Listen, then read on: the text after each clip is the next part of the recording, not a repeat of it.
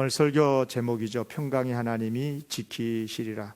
평강의 하나님께서 우리 사랑하는 성도들 이 시간에 말씀을 들을 때 지켜주시고 은혜 주시기를 주의 이름으로 기원합니다. 우리가 살면서 교회 안에서도 마찬가지지만 실수를 안 하고 잘못을 안 해야 하지만 하는 수가 있지요. 그럴 경우에는 여러분은 어떻게 하십니까? 예수님께서 이 부분에 대해서 자세히 가르쳐 주셨었어요. 처음에는 그 사람에게 조용히 찾아가서 이런 일을 했는데 회개해야지, 바르게 해야지 이렇게 권면을 하라고 했죠. 이제 그래도 안 들으면 이제 증인과 함께 가서 말해주고, 그래도 안 들으면 교회에 알려서 교회 권위로 권면을 하고, 그래도 듣지 않으면 이제 교인으로 인정하지 말라, 이렇게 예수님이 말씀을 하셨어요. 이유는 뭐냐면 그 사람이 이제 자기의 죄의 잘못된 것을 심각성을 깨닫고 회개하도록 돕기 위해서 그런 거죠. 마태복음 18장에 예수님이 말씀했습니다. 네 형제가 죄를 범하거든 가서 너와 그 사람과만 상대하여 권고하라 그래요. 만일 들으면 내가 내 형제들을 얻은 것이요, 만일 듣지 않으면 한두 사람을 데리고 가서 두세 증인의 입으로 말마다 확증하게 하라. 만일 그들의 말도 듣지 않거든 교회의 말하고, 교회의 말도 듣지 않거든 이방인과 세리와 같이 여기라. 이 말씀을 가만히 보면 아주 중요한 원칙이 있어요. 여기 보니까 죄를 범하거든 그 사람과만 상대해서 권고하라. 무슨 말이냐면 공개적으로 처음부터 꾸짖지 마라, 이런 말씀인 거잖아요. 그런데 이제 오늘 본문 이제 빌립보서 4장에 보면 사도 바울이 빌립보 교회에 편지를 쓰면서 공개적으로 이름까지 명시를 하면서 두 여인의 이름을 명시하면서 공개적으로 권면을 해요. 이름이 유오디아, 순두개 이렇게 되잖아요. 이 두 여인이 어떤 잘못을 했어요? 같은 마음을 품으라고 말씀한 걸 보니까 아마 교회에서 서로 분쟁을 일으켰던 그런 일을 했던 것 같아요. 여러분, 교회 분쟁이란 게 결코 작은 죄가 아니에요. 정말 큰 죄입니다. 어떤 이유라든 간에 교회가 분쟁이 일어나면 안 되기 때문인데, 고린도전서 3장에 보니까요, 교회 분쟁 일으키는 사람을 무섭게 꾸짖는 말씀이 나오거든요. 누구든지 하나님의 성전을 더럽히면 하나님이 그 사람을 멸하시리라. 하나님의 성전은 거룩하니 너희도 그러하니라. 가만 보세요. 이 말씀을 보면 하나님의 성전을 더럽히면 안 되는 이유, 일단 본인 자신이 하나님께 멸망을 당할 수도 있고, 또 성전은 거룩하잖아요. 여기 성전 건물을 말한 게 아니라 그리스도 예수님의 이름을 믿은 하나님의 구원받은 자녀들의 공동체잖아요. 이 공동체는 거룩한 단체라는 거예요. 그런데 이런 단체가 더럽혀지면 안 된다는 거죠. 그런데 이 공동체가 더럽혀지게 되는 이유가 뭘까요? 가장 큰 이유는 교회에 세속화거든요. 성도들이 세상 사람들처럼 이렇게 세속화되어지는 거. 여러분, 세상에서 가장 세속화 특징이 뭐예요?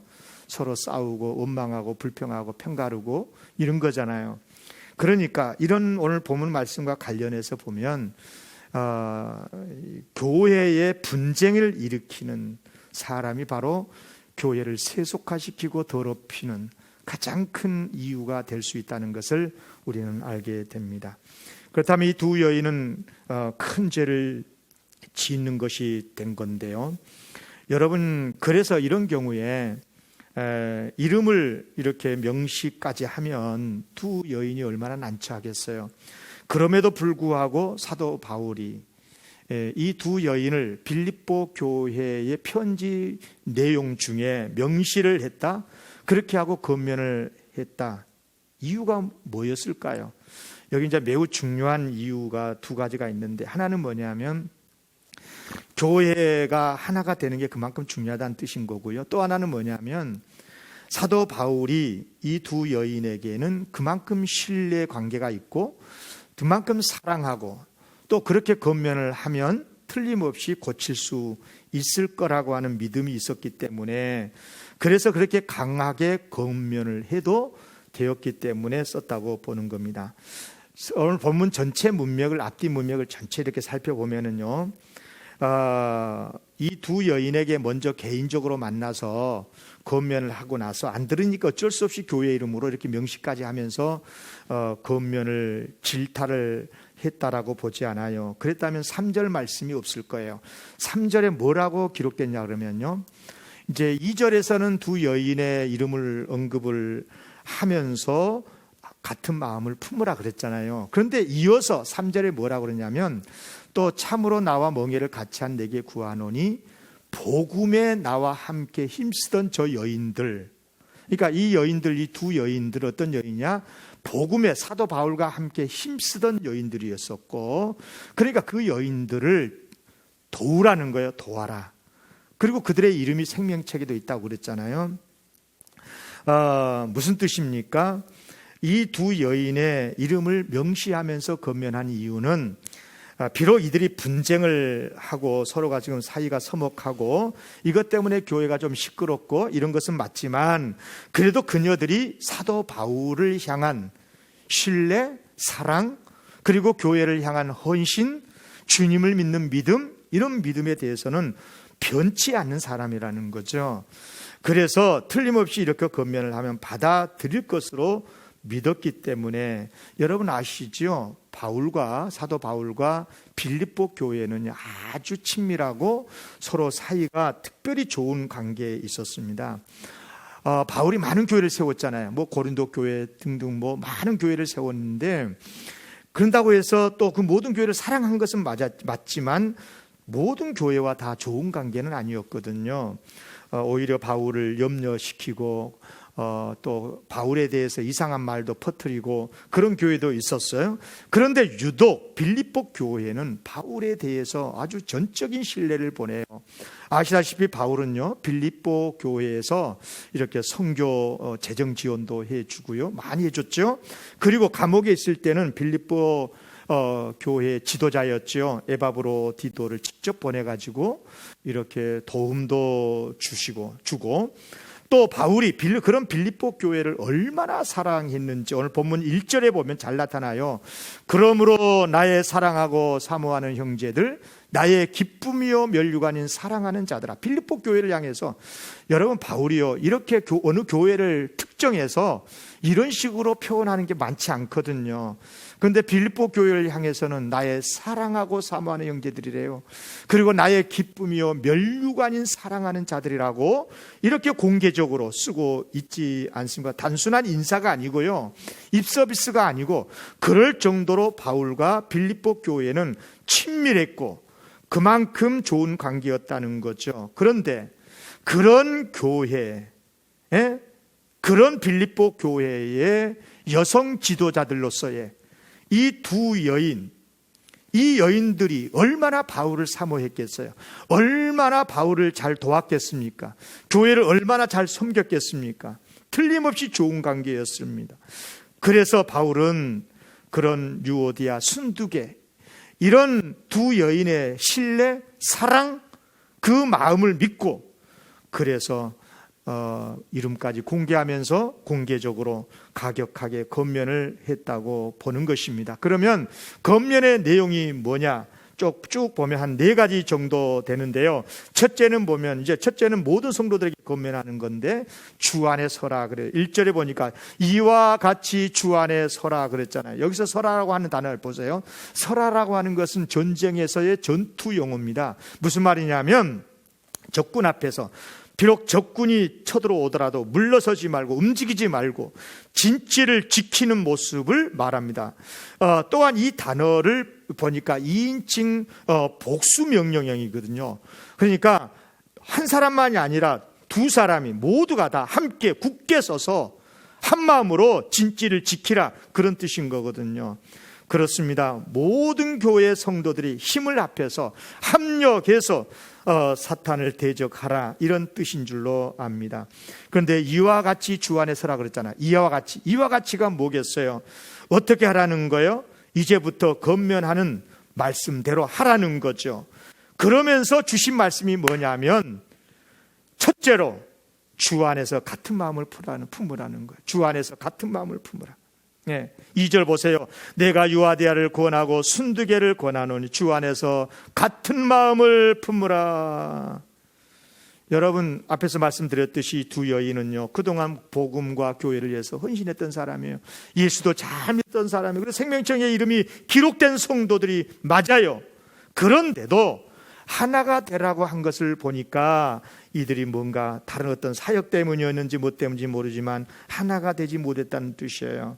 여러분, 하나가 되지 못하게 되면요, 부부간에도 마찬가지, 교회 안에서도 마찬가지, 직장도 마찬가지죠. 얼마나 어렵습니까? 그래서 바울은 두 사람의 이름까지 명시를 해서 강력하게 권고를 했다고 보는 거예요. 글쎄요, 이 바울이 권고했는데 이들이 나중에 화해를 했는지는 잘 몰라요. 다만 바울이 확신을 가지고 이름까지 언급하며 권고한 것을 보면 아마 틀림없이 바울의 권고를 들었을 거라고 생각은 합니다. 여기서 우리가 알 것은 뭐냐면, 우리가 정말 알아야 될 게 뭐냐? 교만하면 안 돼요. 나는 안 그래. 그러면 안 되는 거예요. 뭐냐? 아무리 훌륭한 성도라도 하나가 되지 못할 수 있는데, 하나가 되지 못하게 되면 심각한 문제가 그때부터 시작이 된다는 거예요. 정말 분쟁이 시작이 되면서 하나가 되지 못하고 분쟁이 일어나잖아요. 그러면 거기서부터 모든 세속의 것들이 다 들어와요. 원망, 불평, 비방, 소군, 누구는 어떻다더라, 뭐 나쁜 사람이다, 어쩌다. 그리고 막 서로 나중에는 이제 이게 해결 안 되면 막 세력화가 되고 진영을 짜고, 그래서 교회가 정말 어려워지는 거예요. 이 정치 세계보다 더 험해지는 거예요. 교회가 분쟁이 일어나게 되면 잘 하나가 되지 못하고 해결이 안 되는 이유가 다 그런 거예요. 특히 예수 믿는 사람들은 얼마나 주님을 사랑하는 마음으로 예수를 믿습니까? 자기가 하는 진리를 얼마나 확실하게 믿습니까? 그러니까 자기는 틀리지 않고 저 사람은 틀리고, 이렇게 되니까 이게 양보도 안 되고 화해도 안 되고 이런 문제가 돼요. 그러니까 교회에 큰 해악을 끼치지요. 지도자의 목사들에게 얼마나 또 고통을 줍니까? 성도들에게 큰 상심을 주지요. 더 큰 문제는 뭐냐 하면 본인 자신이 파멸에 이를 수 있다는 거예요. 앞에도 말씀을 드렸죠. 고린도전서 3장 17절에 누구든지 하나님의 성전 더럽히면 하나님 그 사람을 멸하신다고 그랬잖아요. 그래요. 그래서 첫째로 뭐냐, 주 안에 서되 같은 마음을 품으라는 거예요. 같은 마음으로 주 안에 서라, 그런 거잖아요. 두 번째, 4절에 나오죠. 항상 기뻐하라. 주 안에서 항상 기뻐하라. 내가 다시 말하노니 기뻐하라. 여러분, 잠깐 이 말씀이 어려워요. 기뻐할 수는 있어요. 그런데 항상 기뻐? 이게 정말 어려운 거죠. 세상의 속상할 일이 얼마나 많아요. 뜻밖의 어려움도 당하고, 오늘 같은 날도 마찬가지예요. 이게 기뻐한다는 게 어려운 일인 거죠. 그러나 여러분, 기뻐할 수 있어요. 사도 바울도요, 이렇게 말한 사도 바울도요, 고린도 후서 11장 28절에 보면은 걱정 근심이 많았네요. 이외의 일은 고사고 아직도 날마다 내 속에 눌리는 일이 있으니까 모든 교회를 위하여 염려하는 그것, 교회를 위해서 염려하는 것도 염려 아니요? 그렇잖아요. 이것도 걱정이잖아요. 그럴 수 있어요. 예, 특히 지금 사도 바울이 지금 이 빌립보서를 쓰고 있는 현장이 어디예요? 감옥 아니거든요. 감옥 안에 있으면서 기뻐하라고 지금 빌립보 교회 성도들한테 편지를 쓴단 말이에요. 기뻐할 일이에요, 지금 바울이 자신이? 또 다른 사역자들이 바울을 괴롭히려고 경쟁심으로 선교한다라고 하는 말도 들었어요. 그러나 자기는 비록 이렇게 제재를 받아서 밖에 나가서 자유롭게 복음을 못 전할지라도 다른 사람을 통해서라도 어떤 이유로든 간에 복음이 전파된다면 나는 기쁘다. 예. 얼마나 역발상입니까? 빌립보서 1장 18절 보세요. 그러면 무엇이냐? 거칠애로 하나 참으로 하나 무슨 방도로 하나 하든지 전파되는 것은 그리스도니, 그리스도만 전파되고 그리스도만 영광받으면 된다는 거죠. 이로써 나는 기뻐하고 또한 기뻐하리라. 여러분요, 기뻐하지 못한 이유가요, 포커스를 자기한테 두니까 그래요. 그러나 모든 일의 역사 하나님께로 두면은요, 하나님의 섭리 속에서 우리가 세상을 보는 눈이 있으면요, 기뻐할 수 있습니다. 기뻐할 수 있어요. 세 번째, 관용을 모든 사람에게 보이래요. 5절이죠. 너희 관용을 모든 사람에게 알게 하라. 주께서 가까우시니라. 여러분, 관용이란 뜻이 뭐예요? 관용이라는 게 너그럽고, 너그럽게 포용하다, 이런 말이잖아요. 그런데 모든 사람에게 관용할 수 있게 했어요. 가까운 사람 같으면 모르지만 정말 모든 사람에게 관용한다는 건 정말 어려운 거예요. 저도 그런 경험을 많이 합니다. 그래서 가만히 보면 사실은 하나 되지 못하는 이유 가운데 이런저런 이유도 있지만 가장 큰 게 뭐냐면 관용이 부족하기 때문이에요. 관용이. 주 안에서 같은 마음을 품어야 하는데 같은 마음이 안 되잖아요. 서로 막 주장하고, 니는 저 사람은 이렇게 주장하고 저 사람은 또 이 사람은 또 이렇게 말하고, 그러니까 생각이 다르고 마음이 다르고 그러니까 하나가 안 되잖아요.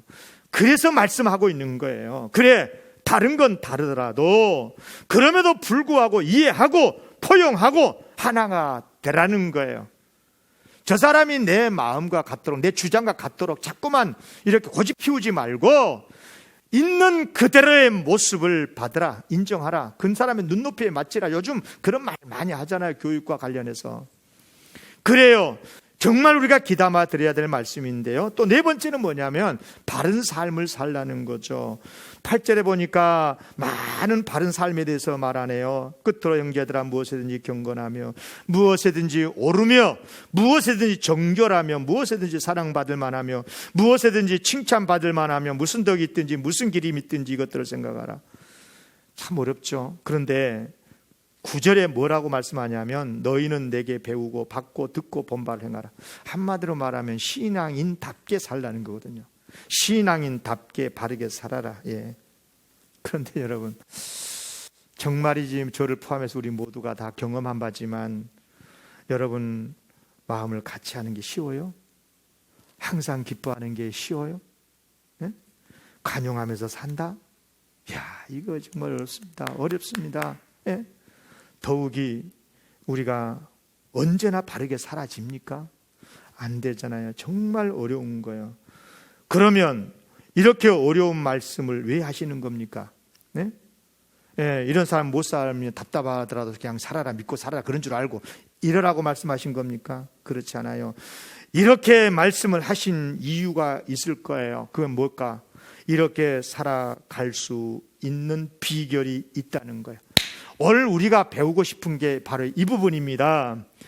방금 여러 가지 말씀을 우리에게 해주셨는데 다 하나같이 버거운 말씀이잖아요. 그럼에도 불구하고 이렇게 말씀대로 살아갈 수 있는 비결이 있다는 거예요. 오늘 이 시간에 이 비결을 배워서 이렇게 살아야 되겠습니다. 연말이 되니까 주님을 설명을 하면서 평화의 주님, 샬롬, 이런 말을 하잖아요. 예수님이 평화를 가지고 오셨다. 그래서 성탄 그러면 이꼴 평화라는 단어를 많이 씁니다. 그런데 실제로 평화합니까, 우리가? 그래서 오늘 저는 성탄절을 앞두고 정말 진짜로 평안해야 되겠는데, 평화가 우리 가정에, 내 삶의 현장에 임해야 되겠는데, 그러려면 어떻게 해야 될까? 잘 들으셔야 됩니다. 먼저 인정할 게 있어요. 먼저 여러분도 저도 인정할 게 있어요. 그게 뭐냐면 우리의 삶을, 앞에 말씀하고 있는 이 네 가지 이런 삶을 살아야 되는데 그렇게 살지 못하는 근본적 이유가 있어요. 뭘 것 같습니까? 알면서도 왜 이렇게 못 삽니까? 딱 한마디로 말하면 마음이 안 변해서 그래. 내 마음이 좀 좋게 표현하면 지조가 있었어요. 지조. 나는 절대 안 변해. 나는 절대 안 변해. 나는 절대로 변치 않아. 나는 그대로 갈 거야.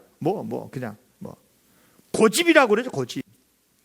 아무리 좋은 일이라도요, 고집을 피워버리면 이게 하나가 안 되는 거예요. 그러면 거기에 기쁨이 있겠습니까? 여러분, 왜 우리가 기뻐하지 못합니까? 왜 관용이 안 됩니까? 왜 바르게 못 삽니까? 마음이 안 바뀌는 거예요. 마음을 이렇게 좀 넓혀야 되는데 안 되는 거예요. 여유가 없어요. 그러다 보니까 너도 나도 또 서로 마음이 주장만 있고, 그러다니까 서로 마음이 다른데 어떻게 같은 마음을 품을 수가 있겠어요?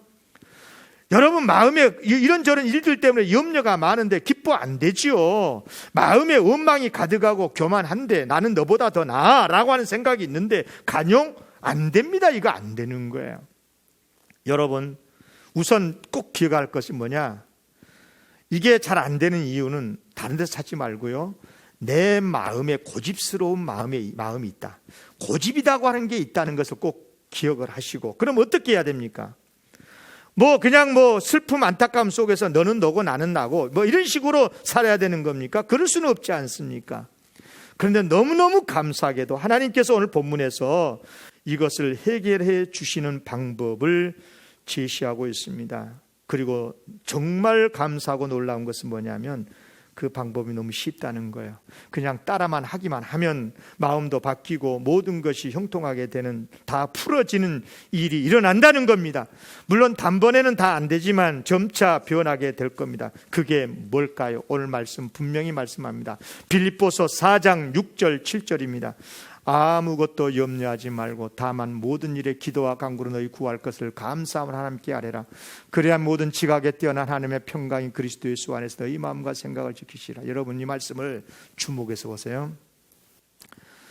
하나님의 평강이 우리의 마음과 생각을 지켜주신다고 했잖아요. 여기서 마음이라는 앞에 단어 마음은 주로 감정적 요소에 해당되는 거고요, 생각이라고 하는 것은 지성, 어떤 의지, 이런 요소들을 다루는 것인데, 그러니까 이 말씀 무슨 말이냐면 하나님의 평강이 우리의 감정, 그리고 우리의 어떠한 정서, 이해력, 판단력, 의지력, 이런 것들이 새롭게 바뀌어질 수 있도록 도와준다는 거예요. 뭐가?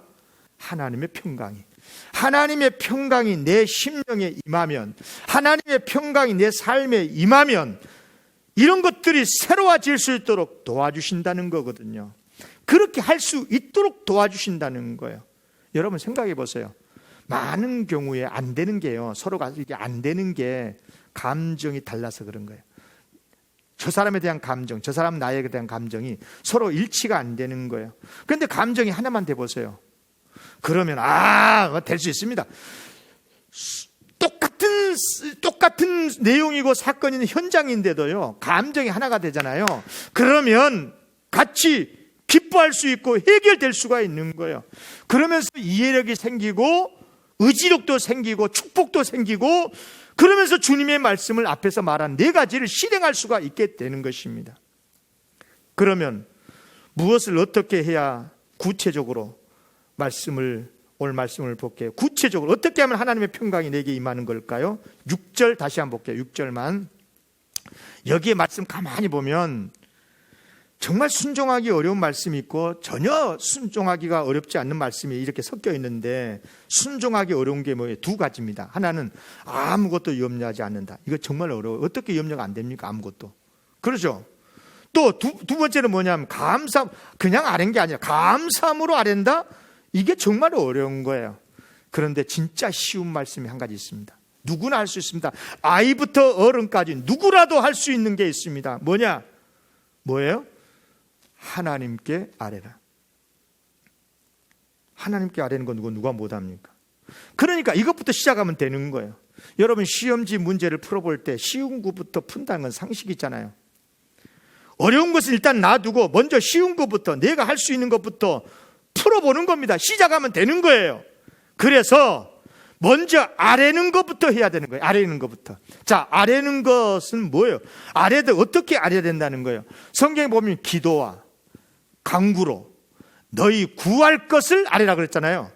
이게 한마디로 말하면 기도라고 하는데요, 근데 이 3단어를 의도적으로 바울이 구별해 가지고 기록해 놨다는 거예요.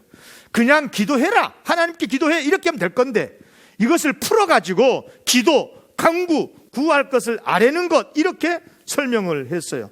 예를 들어 볼게요. 여러분 우리가 아침마다 기도를 한다고 합시다. 내가 아침마다 새벽 기도를 해요. 그런데 이제 병든 성도를 위해서 도와주십시오, 치료해 주십시오라고 기도를 한다고 합시다. 자 보세요, 나눠볼게요. 이때 아침마다 기도한다, 이것은 말 그대로 기도하는 거잖아요. 기도입니다. 기도. 그런데 기도할 때 병든 성도를 위해서 치료해 달라고 기도하는 것, 구체적으로 아랜다. 하나님 병 고쳐주세요. 강구죠. 부탁하는 거예요. 강구예요, 강구. 그리고 병든 성도의 치유를 위해서 기도하잖아요. 구할 것을 아뢰는 거죠. 하나님 앞에 다 상태를 구하는 거예요. 지금 어느 상태에 있습니다. 언제 수술 받았습니다. 지금 몸 상태가 어떻습니다. 마음이 많이 우려했습니다. 이런 상태를 하나님 앞에 아뢰는 거죠. 아랜다. 여러분, 아랜다라고 하는 말이 무슨 말이에요? 알린다는 거예요. 알려드린다는 거잖아요. 기도가 뭐예요? 기본적으로 하나님께 내 사정을 그냥 알려드리는 거예요. 글쎄요, 알려드린다 그러니까 좀 그렇습니다. 왜냐? 하나님은 모르시는 게 뭐가 있어요? 다 알고 계시는데, 그럼에도 불구하고 아뢰라고 했다면 여기에는 중요한 이유가 있습니다. 첫째, 이것이 바로 믿음의 표현이에요. 자, 보세요. 여러분은 누구에게 모든 것을 여러분의 사정을 말합니까? 믿을 만한 사람한테 하지 않아요? 믿지 못할 사람한테 여러분의 속말을 합니까? 비밀을 말합니까? 아니지요. 오히려 숨기지 않겠습니까? 그러니까 우리가 하나님 앞에 아랜다라고 하는 것은 뭐냐? 하나님이 모든 것을 아시지만 하나님도 아시다시피 그만큼 하나님을 신뢰하니까 내 사정을 고주할, 미주할, 고주할 다 이렇게 아뢰는 것 아니겠어? 그만큼 하나님을 믿는다는 믿음의 표현인 거예요. 예, 그러면 하나님이 어찌 그의 기도를 안 들어주시겠어요? 이른바 모든 것을 하나님께 아뢰는다는 말은 믿음의 기도를 하라는 뜻인 거고, 하나님을 믿기 때문에 그렇게 하는 거고, 그래야 응답을 받는 기도가 되는 것입니다. 또 하나는 뭐냐면 이것이 마음껏 긴 시간이라도 기도할 수 있도록 돕기 때문에 그래요. 여러분, 기도 좀 해보려고 마음 먹은 사람들은 알 거예요. 오랜 시간 기도한다는 게 정말 어렵거든요. 왜? 기도할 말이 별로 없어요. 기도가 뭐예요? 하나님과 영적 교제하는 거잖아요. 그래서 기도를 오래 하면 하나님과 영적 교제를 오래 시간 가지면서 영적으로 하나님의 능력을 얻게 되고, 그런 것이 기도 아니겠어요? 그런데 좀 오랫동안 기도하고 싶은데 안 되는 거예요. 어떻게 하면 되는가?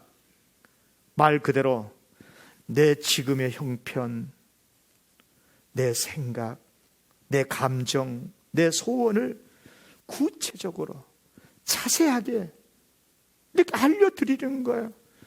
여러분, 미주알, 고주알 이 단어 아신가요? 미주알이라는 말이요, 제가 사전을 찾아보니까 학문에 다 있는 창자 끝부분이래요. 미주알이라는 게. 고주알은 별 뜻도 없고요, 그냥 은유를 맞추기 위해서 덧붙인 말이고요. 그러니까 무슨 말이냐면 우리 사람 내장 속에 처음부터 끝부분까지 속속들이 훑어본다, 그런 뜻인 거예요. 무슨 말이에요 그러면요? 미주알, 고주알 다 이야기한다, 이 말이 무슨 말이겠어요? 아주 사소한 일까지도 이것 따지고 저것 따져보면서 속속들이 캐어들면서 이야기하는 걸 말한 거예요. 근데 따지라는 뜻은 아니지만 기도가 그렇다는 거예요. 그러니까 기도는 뭐냐? 하나님 이것 해주세요 라고 구하는 게 기도이기도 하지만, 하나님 어쩌면 좋아요, 내 형편이 지금 이런데요, 그러면서 하나님께 내 사정을 다 아뢰면서 여쭤보는 거예요. 어떻게 할지 모르니까 하나님이 이 상황을 어떻게 해야 돼요? 지금 어떻게 하면 좋겠어요? 여러분, 대학 가는 것 쉽습니까? 대학 어느 대학 가는 거예요? 되는 거예요. 직장 선택하는 것도 그렇고, 특히 배우자 선택하는 게 얼마나 어렵나요? 그러니까 하나님 어떻게 하면 좋아요? 두 여인인데 이 여인이요? 저 여인이에요?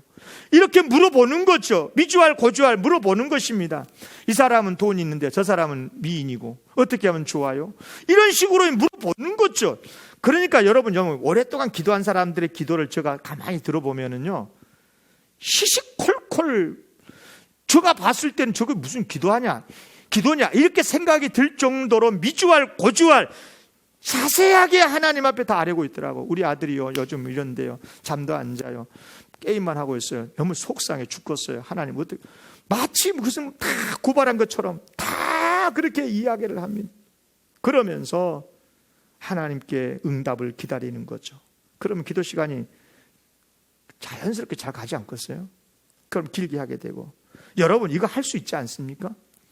나에게 상처 준 사람 용서하고 그 사람과 화목하고 화해하기는 어렵지만, 그러나 그럴 수 없는 내 사정, 내 마음의 상태 하나님께 아뢰 수는 있지 않아요. 하나님, 저 사람 안 돼요. 도무지 용서가 안 되는 어쩌면 좋고요. 하나님 나 어떻게 해야 돼? 나 하나님 믿는 사람이 어떻게 해야 돼요? 용서할 수 없어요. 어떻게 해야 됩니까? 이렇게 할 수는 있잖아요. 여러분 누군가에게 부탁을 하러 만나보셨습니까? 그러면 부탁을 먼저 딱 덜렁 내놓습니까? 아니잖아요. 먼저 우리 한국 사람 특징은 정말 잘해요. 뭐예요? 밑밭을 깔잖아요. 밑밭을 깔아요. 예? 쉽게 말해서 내 사정을 쭉 이야기를 해요. 전후 사정은 이렇습니다. 그래놓고 마지막에 부탁합니다. 들어주세요. 그러잖아요. 기도가 그렇게 하는 거라는 겁니다. 하나님 앞에서 밑밥 까는 거예요. 그런다고 해가지고 여러분 염려하지 마세요. 비밀 새나갈 염려 없어요. 예? 소근소근 해도요 하나님 다 들으시고요 절대 비밀 지켜주신 분이에요. 그러니까 사람이 못 듣도록 가만가만 비밀에 기도할 때는요 이렇게 아랠 때는요 다른 사람이 못 듣게 하는 게 좋죠.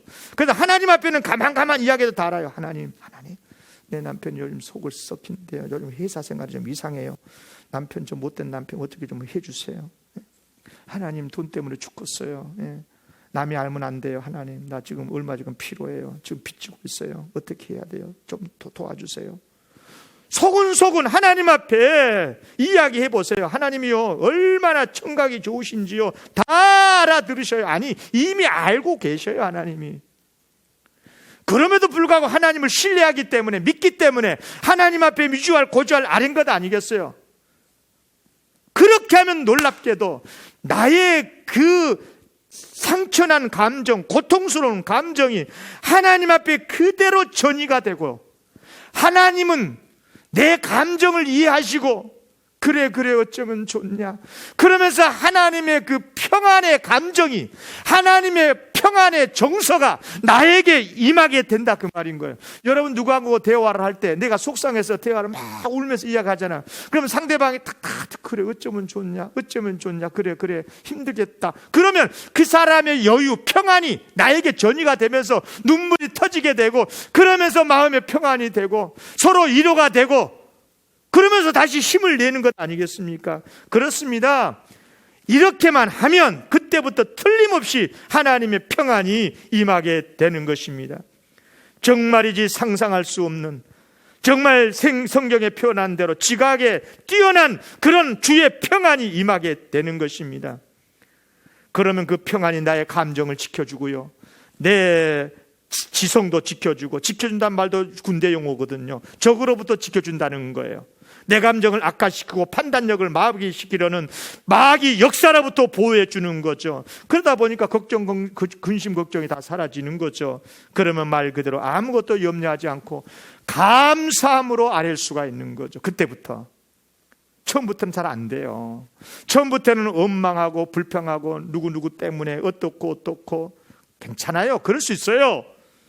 솔직히 사람은 염려거리 없으면 별로 기도 시작 안 해요. 그런데 어려움이 있고 염려거리가 생기면 그때부터 하나님 앞에 막 아랜 거죠. 그 감정을 그 내용을 아랜 거야. 아래. 그러면 주님께서 그것을 들으시고 내 정서를 받으시고 그리고 주님의 평안을 우리에게 임하게 하신다 그 말이에요. 주님의 평안이 내 감정을 지배하고 내 지성을 지배하고 내 의지를 지배하여서 그래서 그때부터 믿음이 일어나게 되고 감사가 회복이 되게 되고 성숙한 기도를 드리게 되는 거예요. 여러분 시편은 거의가 다 많은 경우에 이 기도 내용이거든요. 근데 그 기도 내용을 보면 가장 많은 게 뭐냐니까 개인의 사정을 이야기하면서 도움을 간구하는 거예요. 나라를 위해서 민족을 위해서 교회 그런 것도 있지만 개인 기도가 많아요. 개인 기도. 여러분 다윗 기도 많잖아요. 다윗 시편에 한 구절만 보면 시편 56편 1절에서부터 보면요. 다윗이 이렇게 기도해요. 하나님이여 내게 은혜를 베푸소서. 사람이 나를 삼키려고 종일 칩니다. 아마 누구겠어요? 이 사울 왕이 아닐까 생각을 하는데 압제합니다. 내 원수가 종일 나를 삼키려 하며 나를 교만하게 치는 자들이 많사오니 내가 두려워하는 날에 내가 주를 의지하리이다. 주님 도와주세요. 그 말 아니요. 지금 사정을 이야기했어요. 그런데 바로 이어서 9절 10절 봐보세요. 기도 완전히 반전이 됩니다.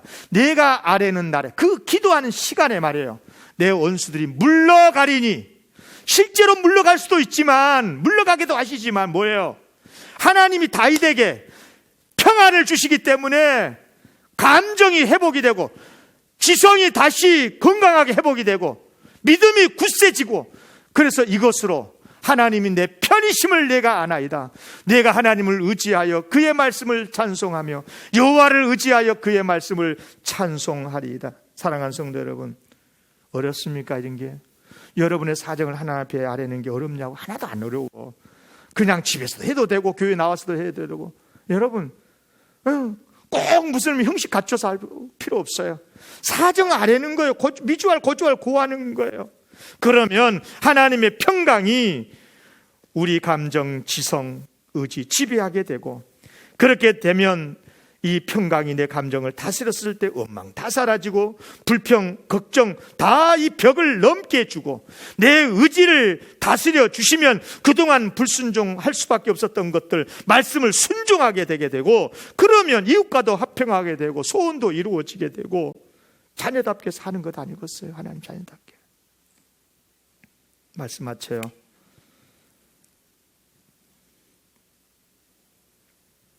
정말 어려운 시기입니다.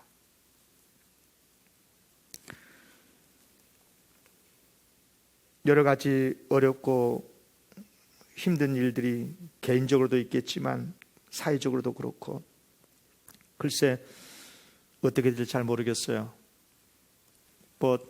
전문가들의 말에 의하면 2024년까지 2년 연속 계속 더 코로나는 진행될 거다, 이런 말도 있습니다.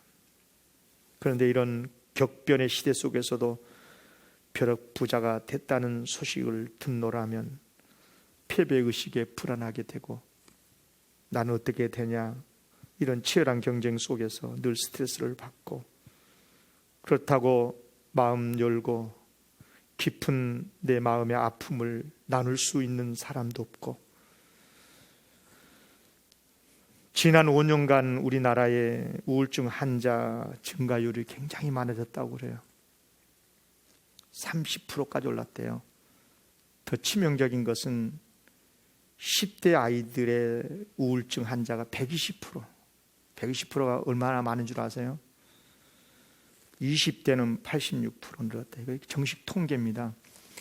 여러분, 그렇지 않겠어요? 우리 아이들이, 초등학생들이나 이런 애들이 서로 친구들끼리 어울리면서 스트레스 풀고 그러면서 이렇게 건강하게 자라는 건데, 이 사회적 거리를 두다 보니 이게 어려워지는 거예요. 어려워지는 거예요. 그런데 아이들이 부모님과 속을 열어놓고 마음껏 대화합니까? 그런 것도 아니잖아요. 친구들하고는 하지만. 정말 어려운 시기죠. 어떻게 하면 됩니까? 다른 게 없어요.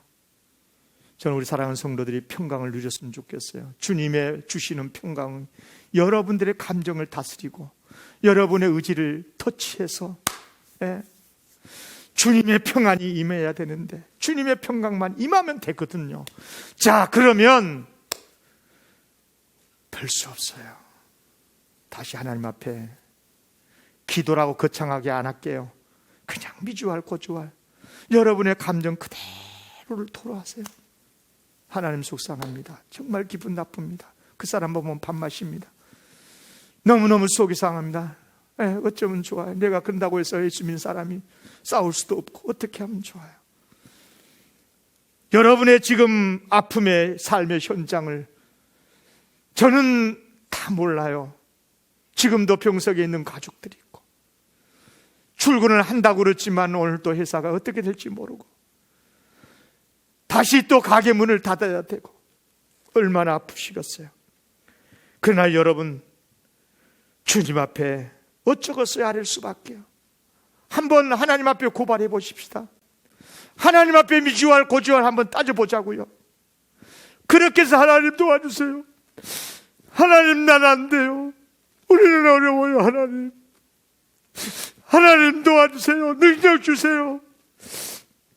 내 감정을 그대로 토로하고 내 기분 나쁘면 나쁜 대로, 좋으면 좋은 대로 괜찮아요. 지금 사람 아무도 안 들으니까 소근소근 말해도 하나님 다 알아들으셔요. 그래 알았어.